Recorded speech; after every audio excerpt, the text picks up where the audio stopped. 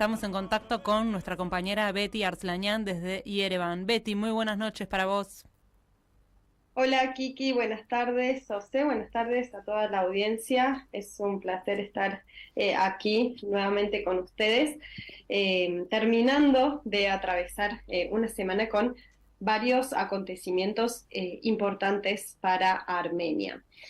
La cuestión de Artsaj continúa siendo complicada, especialmente debido a las cuestiones humanitarias, ¿no? Que intentan, bueno, ser resueltas día a día, ¿no? Sabemos que los problemas son aún muchos. Y por otro lado tenemos también un silencio en torno al escenario geopolítico de Artsaj, como si fuera una cuestión que ya se hubiera resuelto. Evidencia de esto es lo que ocurrió esta semana en Stepanakert. Y antes que nada, perdón, tengamos en cuenta que esta semana, el 9 de noviembre pasado, se cumplió el tercer aniversario del fin de la guerra de Artsaj, la última guerra de 44 días que tuvo lugar en el 2020. Y para la parte armenia, esta es una fecha de muchas complejidades, ya que fue ese día en el que se firmó el acuerdo de fin de la guerra, que fue bastante perjudicial, ¿no?, para la parte armenia. Pero por otro lado tenemos a Azerbaiyán, que considera este día como el día de la victoria. Y eso fue lo que se encargó de demostrar esta semana Azerbaiyán mediante un gran desfile militar en la Plaza de la Libertad de Stepanakert. La misma plaza que fue testigo de muchísimos sucesos de la historia contemporánea de Artsaj, y de hecho el lugar donde la población se solía reunir en cada acontecimiento importante. Frente a esta plaza se ubica la Casa de Gobierno, que como comentamos la semana pasada o la anterior, no recuerdo muy bien, las banderas y el escudo fueron desmontados, ¿no? Las banderas y el escudo de Artsaj fueron removidos de allí, y en su lugar se colocaron los símbolos de Azerbaiyán. En este desfile participó el presidente Aliyev, también su esposa. Aliyev dio un discurso en el que mencionó que no permitirá la creación de un segundo Estado armenio en la tierra de Azerbaiyán, y que las negociaciones eh, si terminan sin resultados, usarán la fuerza para liberar esas tierras. Podemos decir abiertamente que, además de que la autoridad máxima de Azerbaiyán junto a su ejército festejó, por así decirlo, la limpieza étnica contra la población armenia de Artsaj, esta fue también una nueva ocasión para amenazas y referencias a una nueva guerra, aunque por otro lado Aliyev afirmó en su discurso que Azerbaiyán no necesita una nueva guerra con Armenia porque logró lo que quería. Y agregó que las cuestiones que tienen que ver con la consolidación de su ejército seguirán siendo su prioridad. ¿Qué pasa con Rusia en este contexto? Bueno, seguramente nuestros oyentes recuerdan que solían haber tropas rusas en el territorio de Artsaj, aunque la semana pasada hablamos sobre la retirada de algunos puestos militares de las fuerzas rusas, y mostramos imágenes también de cómo se retiraban los armamentos y los equipamientos militares. Bueno, esta semana el Ministerio de Defensa de Rusia emitió un comunicado informando que se completó la rotación de personal de las tropas rusas y se transfirieron armas y equipo militar a Rusia para llevar adelante las reparaciones previstas. Es realmente bastante confuso todo lo que tiene que ver con la presencia rusa en Artsaj en la actualidad, ya que por un lado Rusia plantea que sus tropas continúan cumpliendo las tareas allí, pero por otro lado anuncian que estos puestos se van cerrando. Por ejemplo, esta semana anunciaron que el puesto de observación en Yushi, que había un gran puesto militar allí, cerró, ¿no? Y también desde el 19 de septiembre anunciaron que cerraron 10 puntos de observación y 16 puntos de observación temporales. Entonces, lo confuso es si están o no están llevando adelante sus operaciones como se había acordado en la declaración tripartita de fin de la guerra, ¿no? Que garantizaba la presencia de Rusia, de las tropas rusas, hasta el 2025. De todos modos, la presencia de los rusos allí dependía de la presencia justamente de la población armenia, ¿no? En Artsaj, que como sabemos, esto último ya hace más de un mes que no es así. Vamos a dejar este tema aquí, pero vamos a retomar el tema de Rusia en unos instantes con otra noticia. Por otro lado, tuvimos una semana con novedades en torno a uno de los casos de los prisioneros de guerra arrestados por Azerbaiyán, uno de los casos más injustos del último tiempo, más allá de que todos los casos han sido bastante injustos, ¿no? Pero este caso en particular, al hacerse público, se conocen aún más aristas que lo hacen injusto. Consiste en el caso del civil armenio Bagif Khachaturian, que fue detenido durante el bloqueo mientras intentaba ser trasladado escoltado por la Cruz Roja para recibir tratamiento de urgencia en Armenia. En el puesto de control ilegal del corredor Bertsor-Lachin fue detenido y desde ese momento está preso en Bakú. Esta semana culminó el juicio y el tribunal de Bakú lo condenó a 15 años de prisión bajo cargos falsos. ¿Cuáles son estos cargos? Bueno, fue acusado de crear un supuesto grupo criminal en 1991 que participó de los crímenes contra los residentes de la aldea de Meshali en la región de Khojaly. Sin embargo, Bagif Khachaturian niega rotundamente que haya participado de esto y además se ha comprobado que durante el juicio el traductor que le había tocado, ¿no? Que debía traducir su testimonio, tergiversaba todo lo que decía Bagif Khachaturian de modo que favoreciera a una condena para este civil armenio. Luego de conocerse la sentencia del Ministerio de Asuntos Exteriores de Armenia, hizo referencia a este caso diciendo que contradice cualquier norma, incluyendo el derecho internacional humanitario.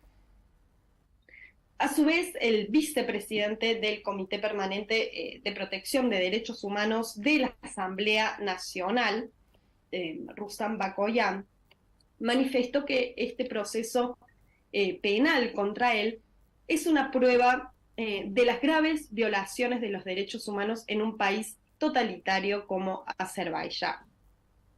Por otro lado, respecto a otros prisioneros políticos y militares que están arrestados en Azerbaiyán, esta semana la representación armenia de asuntos jurídicos internacionales informó que se transmitió a familias de 16 prisioneros la información sobre su estado de salud, sus condiciones de detención y fotografías. En teoría, dentro de estas 16 personas están las autoridades de Artsaj, como sabemos, bueno, el exministro de Estado Rubén Vartanian, el excomandante David Manukyan y Levon Menatzakanian, los expresidentes Arkady Gugassian, Bako Sahakian, Aray Harutyunyan y el presidente de la Asamblea Nacional David Ishanian. Vamos a ahora sí a retomar el tema de Rusia para hacer un comentario muy breve sobre uno de los dichos que hizo esta semana la representante oficial de la Cancillería de Rusia, María Zaharova, diciendo que en el caso de la apertura de un corredor, ¿no? Refiriéndose a la pretensión de Aliyev de abrir un corredor por el sur de Armenia, que hoy está dejando de ser un tema de discusión, ya que este tema se estaría también inclinando hacia Irán, dijo Zaharova que Rusia debería supervisarlo, es decir, una especie de lo que se había acordado con el corredor de Lachin, de que las tropas rusas deberían tener el control de este corredor. Aquí la diferencia es que si estamos hablando de la posibilidad de que el corredor que conecte a Azerbaiyán con Najicheván pase por Armenia, estamos refiriéndonos a territorio soberano armenio, ¿no? Y esto fue justamente lo que la representante del Ministerio de Asuntos Exteriores de Armenia, Ani Badalian, respondió. En el comunicado dijo que el gobierno de Armenia publicó recientemente el proyecto llamado Intersección de Paz, ¿no? Que nosotros hicimos referencia la semana pasada, y también, perdón, voy a tomar un poquito de agua, y que también el Langer Hachik hizo referencia explicando lo que significa esta propuesta llamada Intersección de Paz, que contiene principios fundamentales diciendo que en caso de apertura de comunicaciones regionales, Armenia debe implementar controles fronterizos y aduaneros en su territorio a través de instituciones estatales.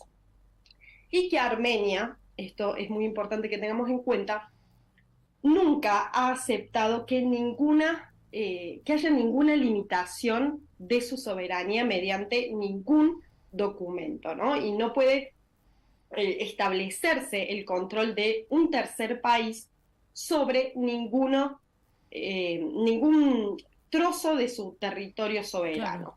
Esta fue la respuesta de la parte armenia a Rusia. Por otro lado, esta semana tuvo lugar un evento internacional de bastante importancia que consistió en la Conferencia General de la UNESCO. En esta oportunidad, el ministro de Asuntos Exteriores de Armenia, Ararat Mirzoyan, representó a Armenia y brindó un discurso en este evento.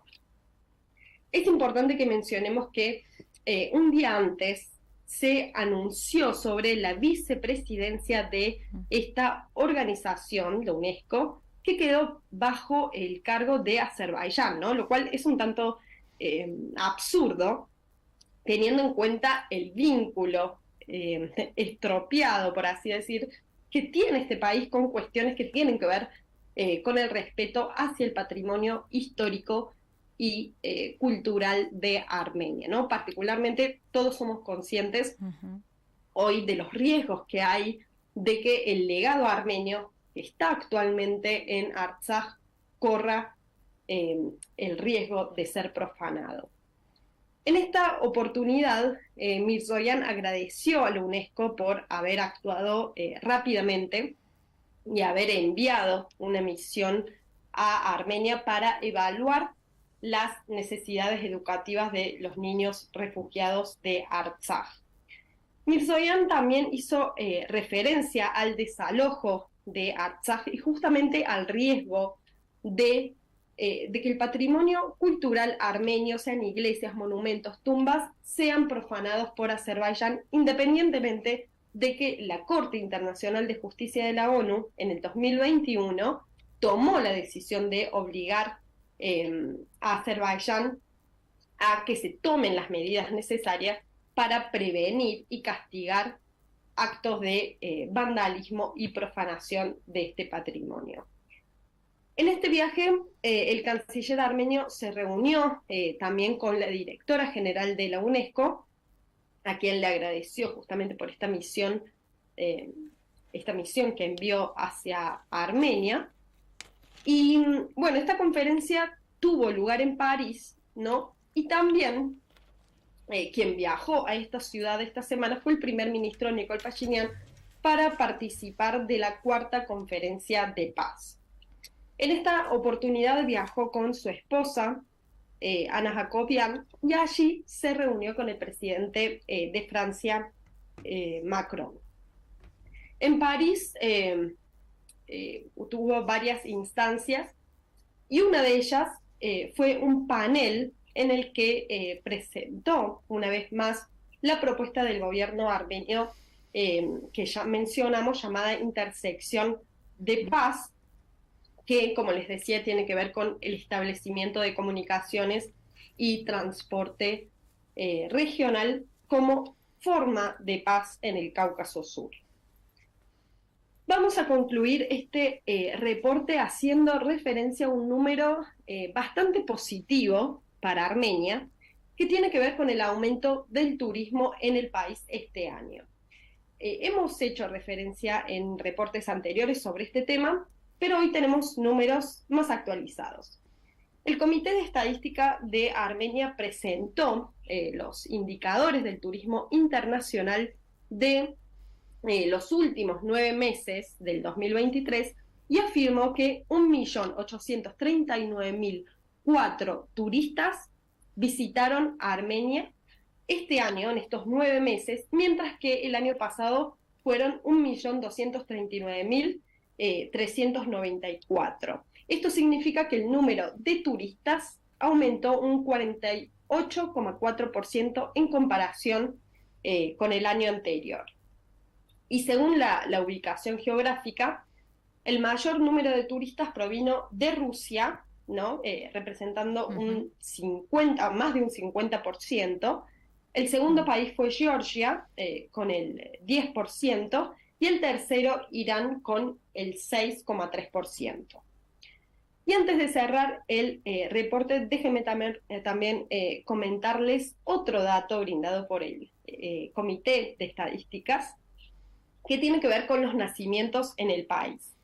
Entre enero y septiembre, o sea, en estos 9 meses de este año, se registraron 26.882 nacimientos, mientras que el número de muertes en el mismo periodo fue de 18.107. Esto quiere decir que hubo un crecimiento de la población, lo cual es bastante positivo. Y de esta forma damos por concluido nuestro reporte en una semana con muchos acontecimientos que, por supuesto, seguiremos desde Audición Gomidas para mantenerlos informados el próximo domingo. Bueno, Betty, muchísimas gracias por toda la información. Por lo menos nos vamos con esa noticia del aumento en la natalidad, es como vamos a decir, como una bocanada de esperanza, si se quiere, para poder ver de alguna forma el lado positivo de todas las cosas que van pasando. Muchísimas gracias por siempre informarnos con tanta precisión acerca de los acontecimientos de Armenia y Artsaj, y nos volvemos a encontrar próximamente. Bueno, no sé si sabés que el próximo domingo estamos haciendo un programa especial de aniversario, así que nos mantenemos en contacto para mayores novedades. Sí, nos vamos a estar viendo el sábado próximo, el 18. Perfecto. Así que los esperamos. Muy bien, para nuestros oyentes entonces sepan que nos encontramos con Betty el próximo sábado. Muchas gracias, Betty. Que tengas buenas noches. Gracias a ustedes. Chau, chau.